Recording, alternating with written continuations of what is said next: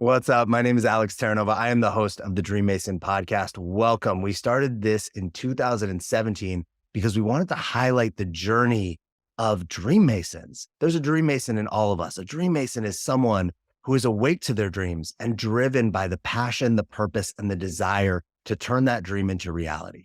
We interview athletes, gold medalists, Super Bowl champions, artists, creatives, 8-9-figure entrepreneurs, spiritual leaders, and everyone in between. And sometimes we even walk them through challenges that they're currently facing.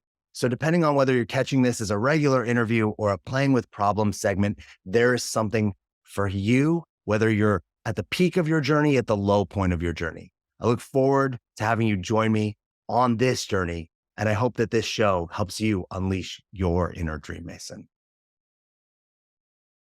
If you chase 4 rabbits, how many do you catch? Do you say one or none? None. You gotta chase one rabbit at a time. Man, I definitely enjoy chasing lots of rabbits more than one rabbit. Law of the rabbits, bro. Gotta chase one at a time. So for those of you that have just joined, I'm Alex Terranova.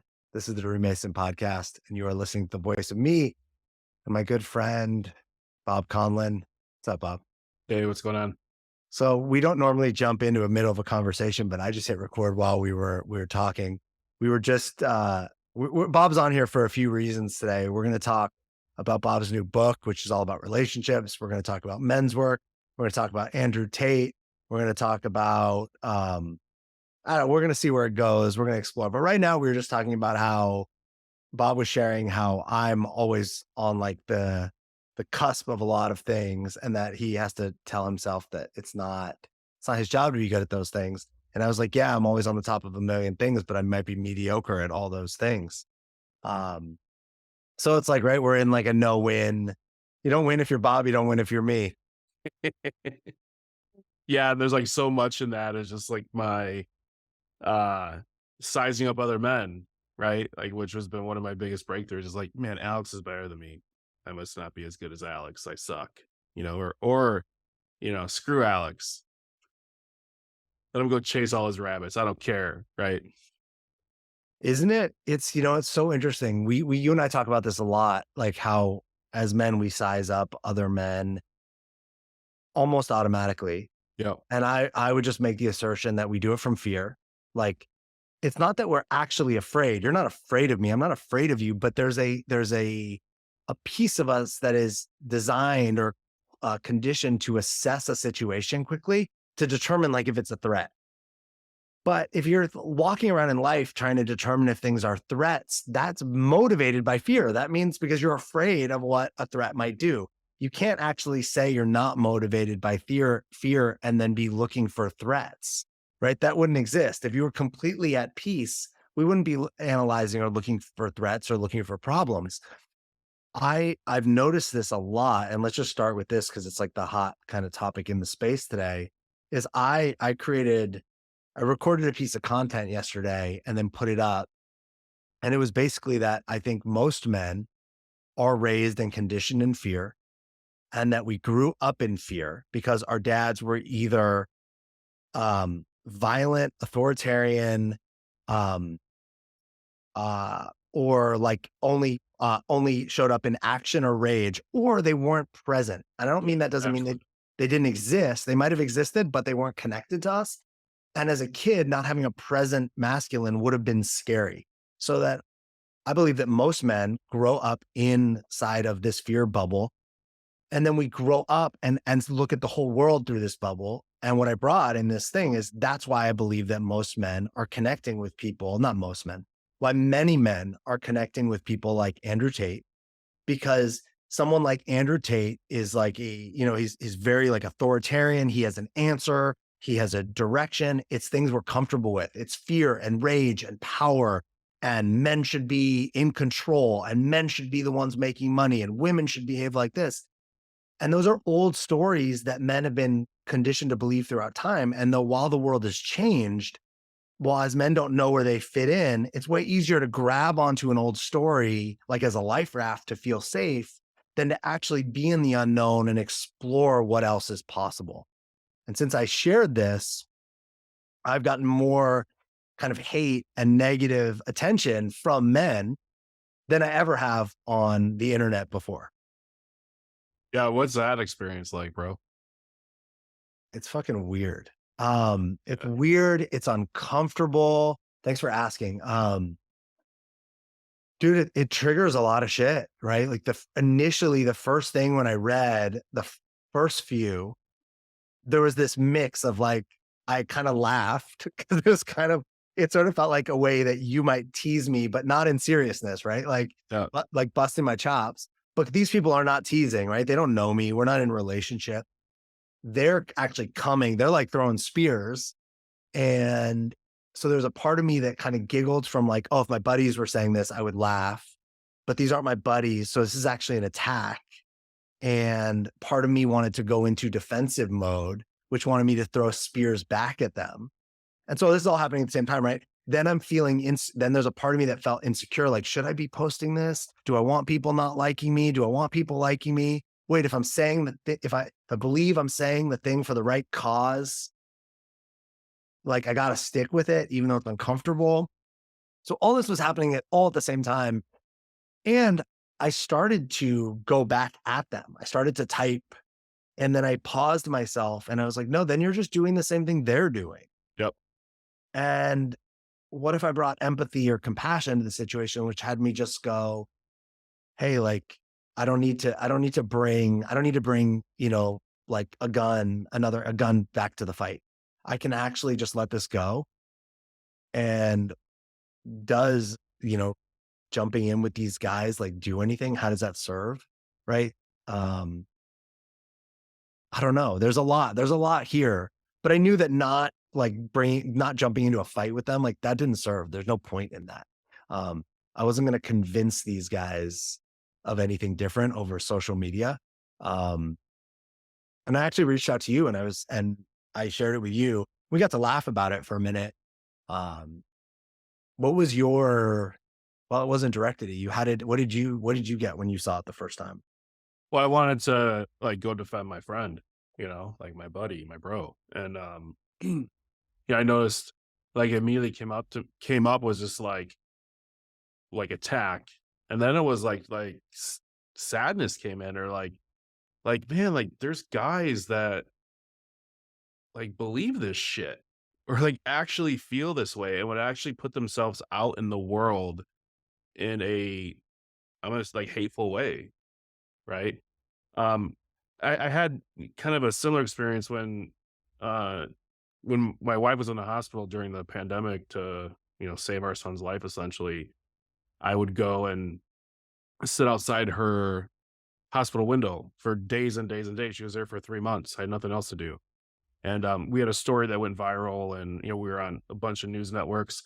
And man, that like, don't read the comments statement is so true. Like we'd have a video posted on like ABC News or on Yahoo or we were everywhere. Good Morning America, and I would go through and read the comments and the hate What that would people say? What like they'd call me like a simp. They'd like that's not a real man. Like all this kind of like judgment and hate about like me showing up to love my wife and unborn son in the only way that I knew how. Right? And like that's not what a man does. That's weakness or that's, Wow. you know yeah, bro. And I was just like, "What in God's name?" They're like, "Where's like cut out man, woman in that? Like, where's the humanity in it?" The Yeah. first place. Like, where's the kindness and like the empathy, which I think is such um a missing tool a lot of men have is not a lot of men, some men have is like just actually being able to empathize with the person right next to you, right? Empathize, with, Um, um, in your most important relationships, right? Empathize everywhere. Like understand, hey, what's actually going on over there, and actually give a shit about it, right? Give a shit about your impact, like what you're putting out into the world. Like it matters. It makes a difference. Yeah. yeah. I mean, it that's insane. First of all, Right. right? Like your wife and child may not live Yep. one or the other, and there's nothing you can do, right? It wasn't like you could have gone in the hospital. You weren't actually, they would Right, not let you in the right. hospital. During a global pandemic, which they, those guys are probably like, "Didn't happen. It was Yeah, yeah, right. it And was like, a look, conspiracy." it Yeah, actually didn't even matter if you agreed with right. the pandemic or not. Unless what, you're going to go get your gun and like barge into the hospital. Like, how is Mhm. that, right? So, regardless of whether you agreed or disagreed with how things were being, it's just the way it was, right? You couldn't. So, your way to connect with your wife was to be as close as possible. And it's like what they wanted you to sit at home and like watch TV in the comfort of your own home, drinking a beer and just like not paying attention to that. And that Yeah, would be being a man. and I remember, like, a lot of feedback, like, "God, Bob, what you're doing is incredible. It's really amazing," Yeah. like, there's a moment, like, on my I forgot how it was, like 50 trips or something I went, and I was like, "Yeah, not every guy would do this. Yeah, no Not way. every guy would, like, show up and sit outside his wife's hospital room for hours to support her and his unborn son," right? Yeah, Like, and, it gave me a moment to just pause and reflect, like, like, who I was being in that process and how I was showing up, like, ultimately, it was the only way I knew how. Like, I had nothing else to give at that yeah, point, yeah. And I It's think like that's what makes, I think, people uncomfortable is they don't know what to do. right, or, like, how to express, like, I think, like, going back to the "Hey, let me put on some lip balm if we're gonna be talking about this." Check it out, fellas. I'm hydrating my lips so I can talk better. Um, like, there's so much anger and confusion and powerlessness that needs a place to be voiced, right? And, like, he provides that for them, but, like, we go back to this fundamental question that you and I always ask each other is like, what does it mean to be a man? They clearly have a very specific definition, Yeah, and we always push back, "Hey, is how you're defining what is being a man working for you?" Like, if those dudes are walking around with that much confusion, anger in their heart, um, to the need to attack a stranger on social media, like, yeah, bro, what's the rest of your life look like? yeah. Well, Seriously. and if you Yeah. think about guys like Andrew Tate, it might be serving him, right? He has made a ton of money, Yeah. right? Dude's No, doing we don't know him, right? This could all be nonsense. It could all be like a giant act to make a whole bunch of money.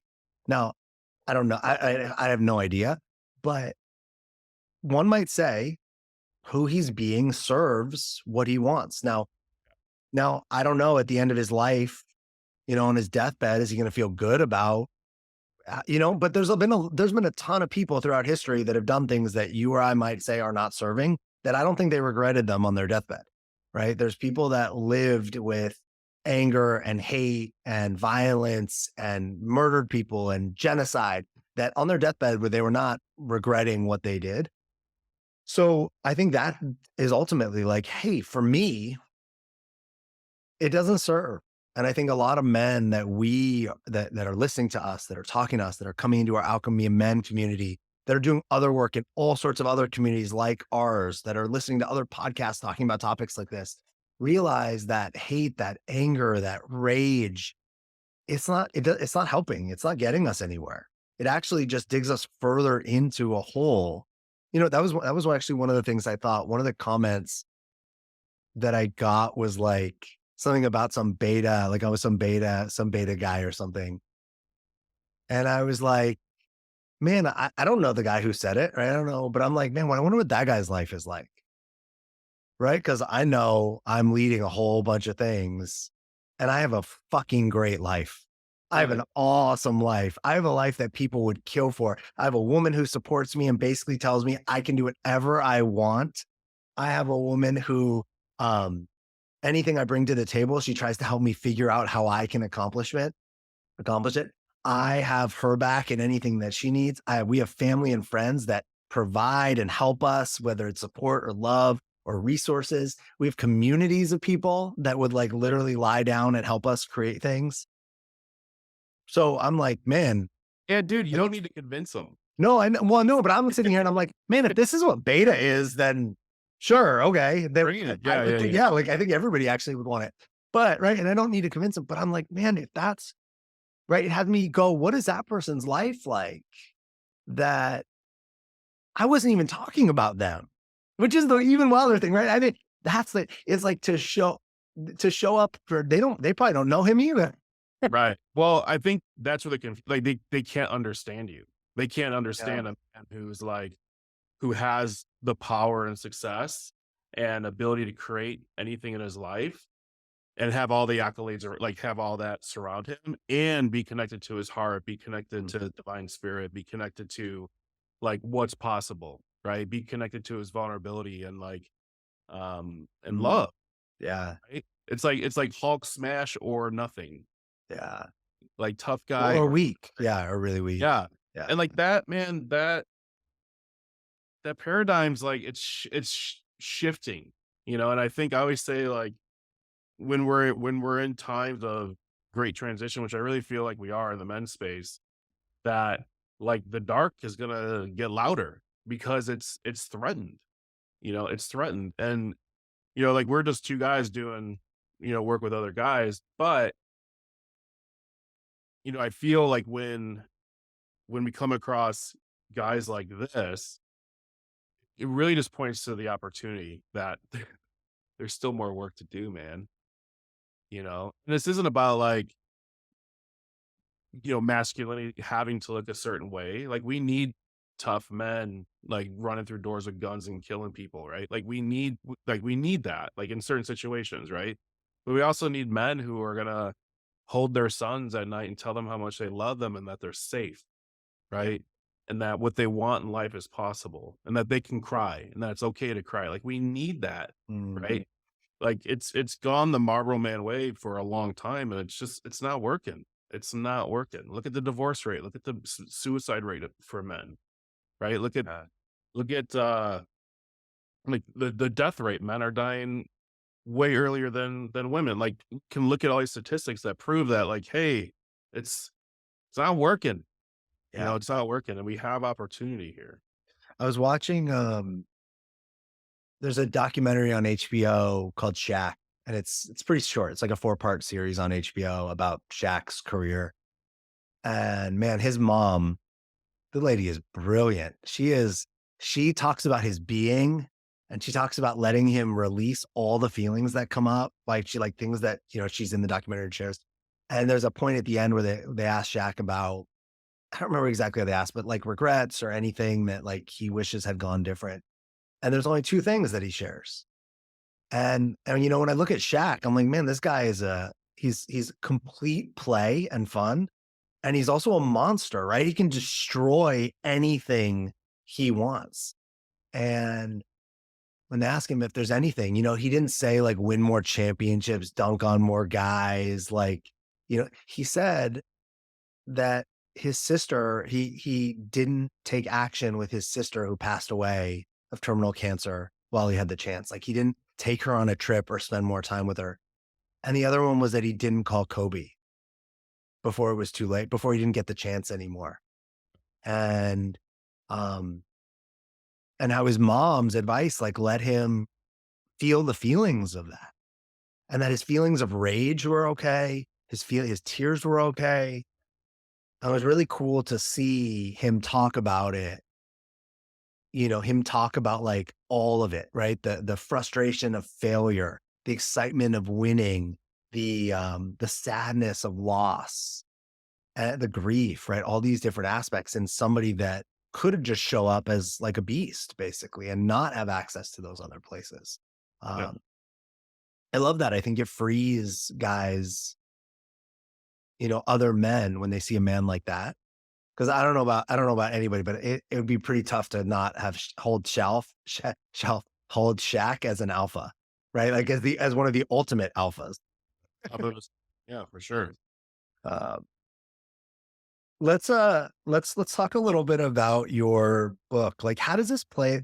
Tell us about your book, but like, how does this play into your book? This conversation.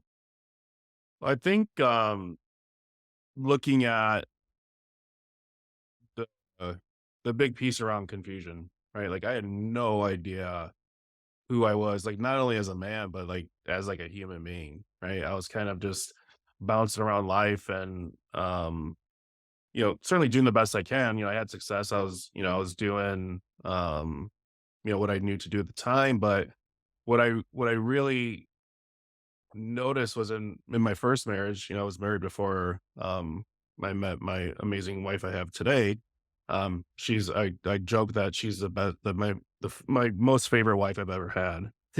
But with my first wife, like, man, she would sit me down every couple weeks and have like the heart to heart conversation and have make some very specific requests of me, and I could not receive it. I would be on the defense, or I would try to explain it away or make her wrong for it, gaslight her. Like I was a master at that. And ultimately it broke down it broke down our relationship because I had no idea what I was actually creating in it. I had no idea what I actually wanted, the experience that I wanted. And you know, to my, not to let myself off the hook, but like I had no one taught me. I had no mentoring. I had no idea what it meant to be a husband. I had no idea what it meant to be a man in a relationship.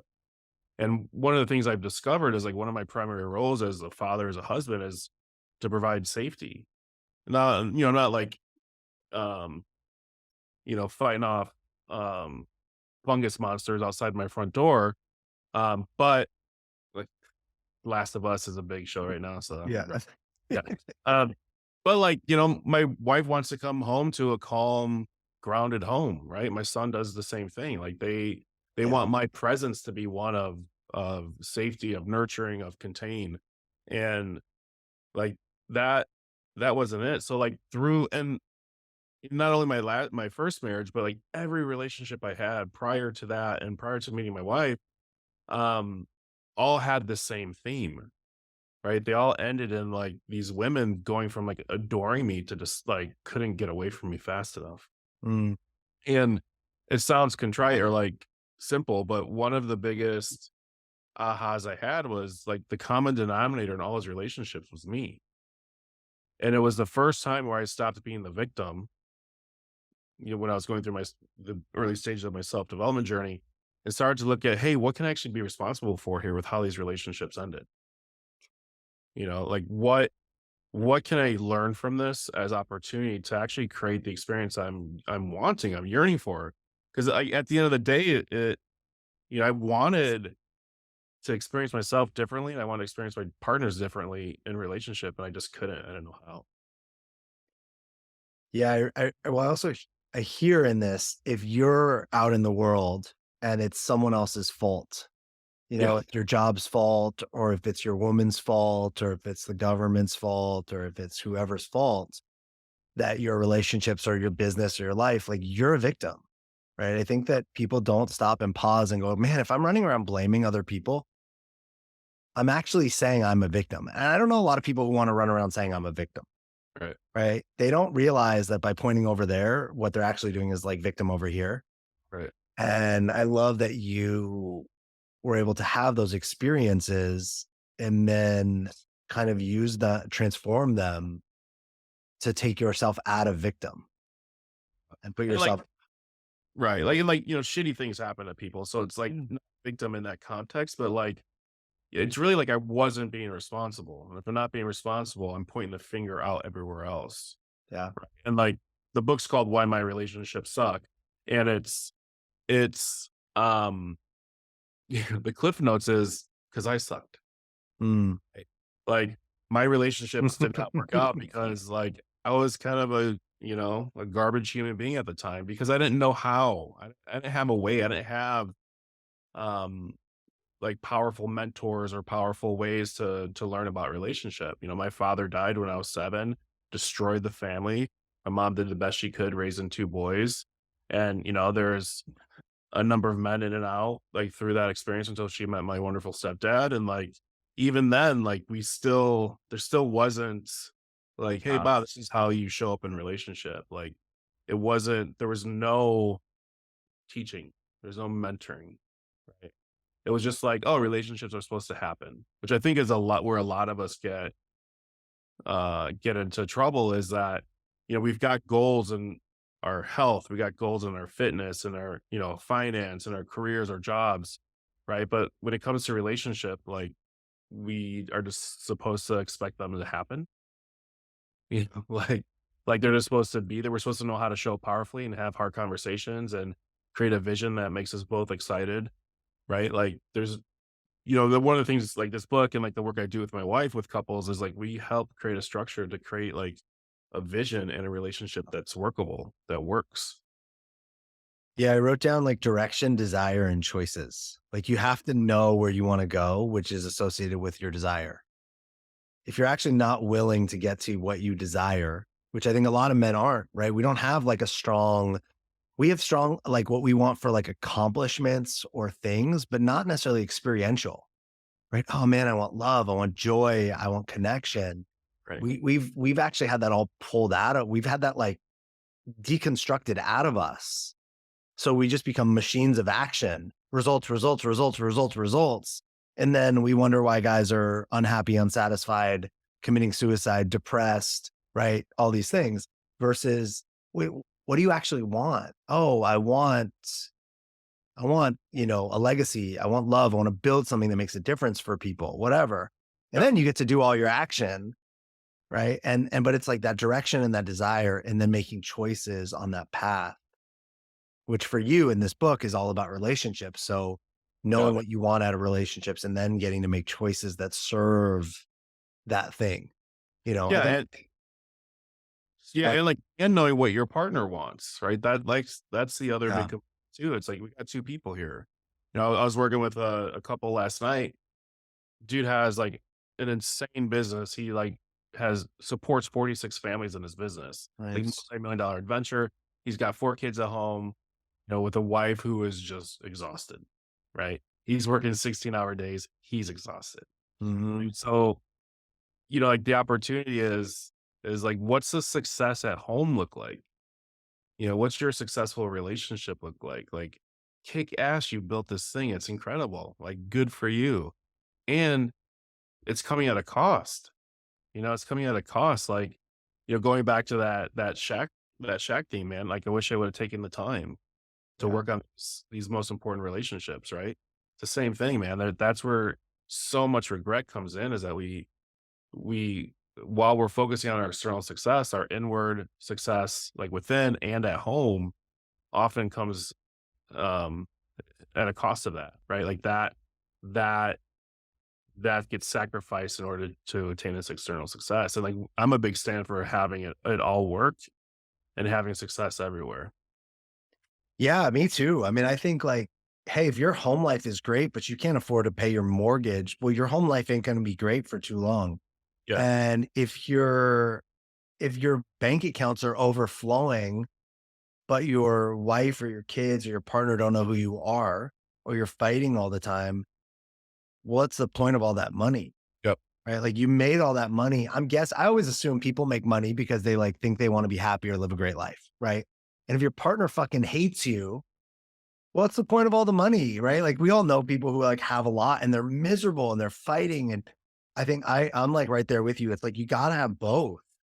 How do you have a relationship that thrives? A relationship to your friends and family members outside of your partner that thrives? How do you have a relationship to yourself that thrives? A relationship to your business that thrives? Yep.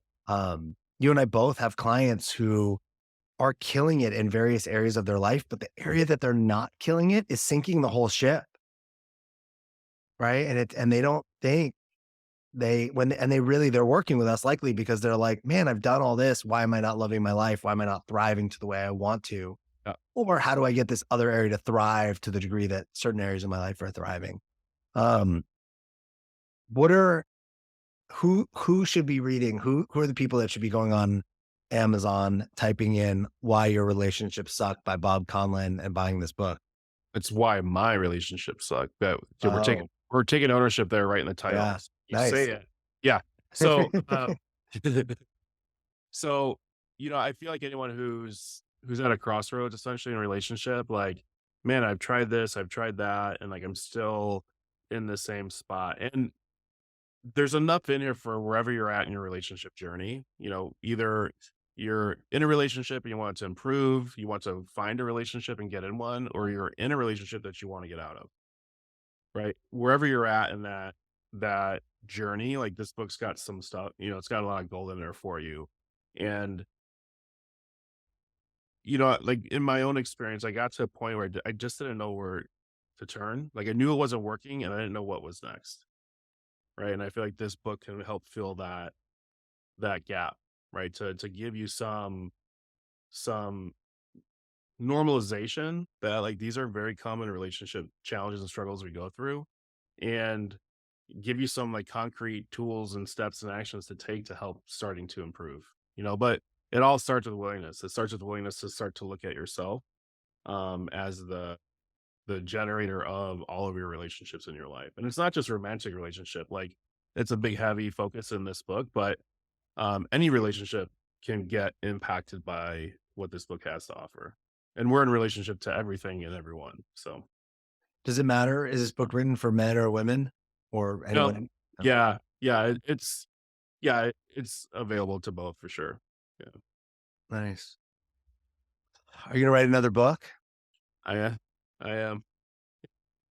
Yeah, I think so this book has been like in my space for probably I think 4 years. Yeah. We had a traumatic pregnancy and a pandemic in there, so I give myself a little grace. But man, when I look back and just like if I were to tally up all the writing time that I spent on this book over the last 4 years, like I probably could have banged this out 3 to 6 months. Yeah. So much of writing this book was like exploring this relationship to myself. Like, who the hell am I to write this book? What are Yeah. people going to say? Is it going to be good enough? Oh man, what if I publish it and there's a typo, which there is? Like all this stuff like came up, and it like, such the breakthrough in it was like moving through all that stuff, and that's the key to a lot of our relationship outcomes is like being able to move through it while it's happening and just like learning and exploring, giving yourself some grace. Not stopping, not stopping. So I'm excited. I'm excited to see how it pushes me around a little bit and see what happens. But I was like, yeah, I think I got another book in me. Yeah, I mean, I definitely have another book in me. It's just, sitting down and actually starting to write it. Nice. Excuse me. I love that. I feel like there's a lot of books in me, and it's like, where do you put?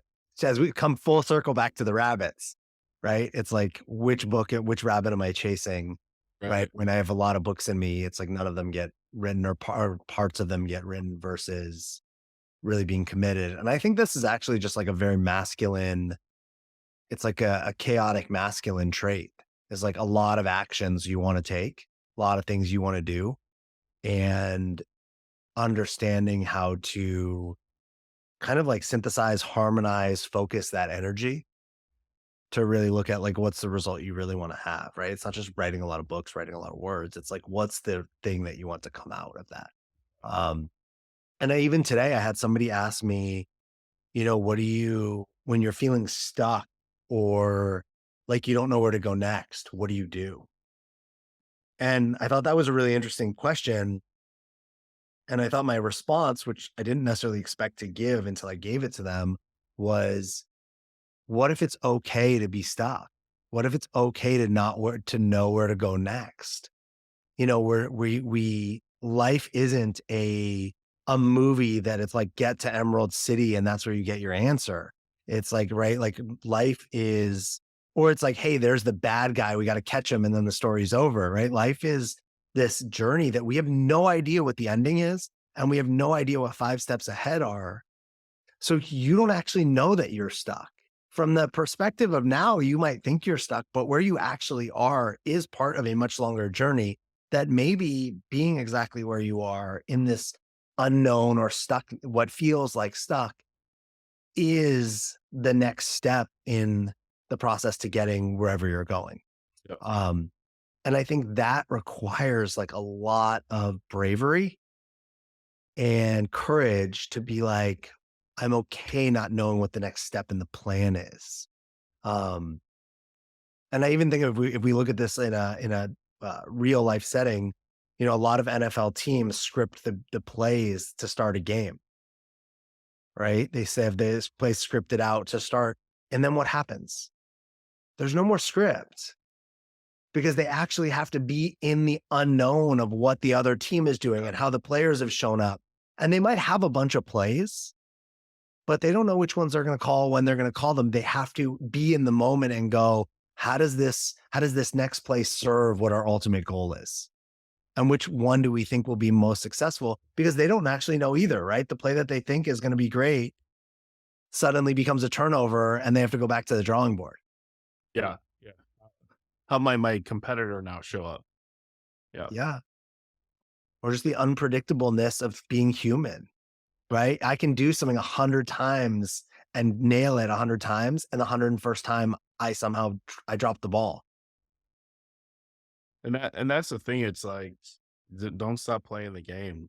Like I see a lot of people who just like quit, or they'll stop doing the thing they say they're committed to. And it's like, man, stay on the path, stay on the adventure, and see what information will start to unfold. Like, get some resilience and stamina in that unknown, Yeah. right? Have it be okay to not know, and just keep moving forward. Yeah. No, that's not like, gotta just hustle through it. I'm not talking about that. Like, yes, we rest, we reflect, we learn, we grow, but like the best way to kill a possibility is to stop. Is just simply to stop. Yeah. Well, even if you think, right, we come back to this metaphor, the sports metaphor, teams call timeout. Yeah. Perfect. They pause, Yeah. right? In the pause, they get something. They're looking for clarity. They're looking for answers. They're looking to bring themselves back home and together as a unit. Nothing happens during the timeout. They don't get extra points or extra buckets or extra touchdowns. Everything literally, they just take a moment to like recenter themselves. I love when, especially football, right? Football is such a masculine sport. But when you look at football, what has a team win isn't who hits the other guy the hardest. It's who dances better in the moment, right? What the players that can avoid tackles or do miraculous things on the fly, or the teams that adapt in the moment to what the other team is showing up as, or the team that is more creative or more resilient. While it is a game where dudes are smashing themselves together, there is the feminine that works its way into that, the dance, the creativity, the flow, the spontaneity in a moment is what actually has us see who the winner is. Yep. There's a lot of badass teams that don't ever, and badass players that never get themselves all the way to the end. Yep. Let's wrap this up with a little retreat chat. What do we want Sure. to what do you want to share about the Alchemy of Men 2023 June summer retreat in Utah? Man, I'm so stoked. Yeah, I'm really excited for the guys that have already signed up for this. I think like in our own evolution as men, as leaders in this process, and creating opportunities like this, it's just been such an example of like what's possible in relationship with other men. Like, one of the coolest things is just to watch men come together and create brotherhood, create friendship, like create accountability, like allowing um each other to lift themselves up and lift us all up, and really work on like what is next. And like what's next is so unique to every person, right? Could be like, um next level of success in business, next level of health. It could be scaling things back, spending more time at home, like with the family, nurturing their children. Like, it's just so cool. Like that. It's a cauldron, a crucible for um, so much possibility for these guys. And like, I think men traditionally we're real good at being self-sufficient and getting things done. And I think that one of the coolest opportunities this retreat provides is like the opportunity to not do any of it alone. Mm. Yeah. And like, dude, the lodge is like I'm so stoked. 10,000 square feet, hot tub, sauna, cold plunge, five-star gourmet chef. Like, I mean, I'm excited just for the food alone. I want to share the piece about like why I see guys like saying yes to all this, Yeah. and these are directly from guys. The words of community connection. I wish I had guys to reach out to for support. Um, I never had any good male role models of masculinity, or because I've avoided men my whole life because of the shitty men that raised me. Mm. Guys have told us, I want to do this and I'm signing up because I don't know how to deal with my emotions and my relationships are imploding because of it. Guys have told us that if they don't shift the way that their relationships are with other men, they can't have the life that they want. They can't have the business they want. They can't be the leaders they want. We've got to hear guys tell us that they're simply uncomfortable around men. Um, I love this. Like guys that are just like, hey, I'm just looking for a group of men. I want to be more present. I want to be a better partner or husband. Um, and then I think the real conversations, guys that are like, man, I'm just tired of, having that conversation over and over and over again about sports or women or money. And like, I know there's more. I see my wife talking about more with their friends. I see other people talking about more, and it's always the same. So, for me, getting to support guys to have all those things is what gets me the most excited because we're seeing actual results. Yeah. I got to talk with a guy's wife the other day who went on our last retreat, and she's just like, he's just more present. He's home more. He spends more time with me and our child. And when he's with us, he's actually like not on his phone. He's not worried about work things. And so their whole house is happier. And his business hasn't sacrificed at all. He's actually hired more people to help him. Yeah. Yeah. I think, it's, yes, it's the men who are signing up to go to this, but it's the men that return home, right? And that's where the real impact and work is realized, right? Like it's who do you then get to impact being this alchemized man coming home, right? Like how does your marriage, your relationship flourish? How does the relationship with your children, if you have them, flourish? Like how does your business work, your career work, right? Like health, guys get responsible for their health, man. Like taking stuff on that they like were afraid to take on and like healing. We had a guy throw his old wedding ring into the fire on the first night. Like he let go of that shit. He let go of that relationship that no longer served him, right? So he can start his process of healing. Like, who does that dude get to go home as then? Like free from that hurt, and yeah, man, it's a ripple. It's a ripple, and it's a courageous thing to jump into, and like we got you. Like we will take exquisite care, and it's gonna be a ton of fucking fun. Like it's gonna be impactful and fun. And my biggest commitment is that who you get to be walking like home from this is who you've always known yourself to be. We just had to move some stuff out of the way. Yeah. Love that. So let's wrap this up. If you want to grab Bob's book, go on Amazon. Why My Relationships Suck by Bob Conlin.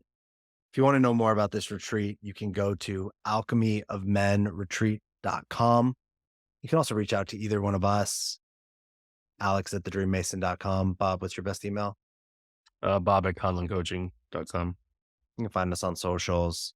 If you want to talk to us about any of this, or if you want to, we recently started a free virtual men's group. It filled up immediately. But if you're interested in joining a men's group that we're leading, you can also reach out to us and we can throw you on the waiting list. We will be opening up something in the future, but we don't, but we'd love to have you, throw your hat in if you want to be involved. And then when it opens up, we will reach out to you. And we have some other things opening up in the beginning of probably in the first or second quarter of this year. So yeah, we're excited about what is blooming and what's being created. Bob, thanks for coming on here. Yeah, man. Always thanks for having me. And thanks for listeners, thanks for listening. Listeners, thanks for Yeah. Oh listening. yeah. There's people listening. Yeah. Yeah. Thanks for listening. Thanks for your time. Thanks for being here. Thanks for listening. This episode can make a difference for someone in your life, please share it with them. And we'd love to hear your thoughts if we talked about anything that made a difference for you or triggered you. Please Tell us why you love or hate Andrew Tate. All right. All right. We'll see you next time. Thanks for listening. Honestly, I'm just a rebel who found a cause and has a dream, and I'm super grateful for your support. If you got anything from this, please help me out and share this podcast with one person today. You can find me at thedreammason.com or at inspirationalalex on Instagram. You are a dream mason because your dreams don't build themselves.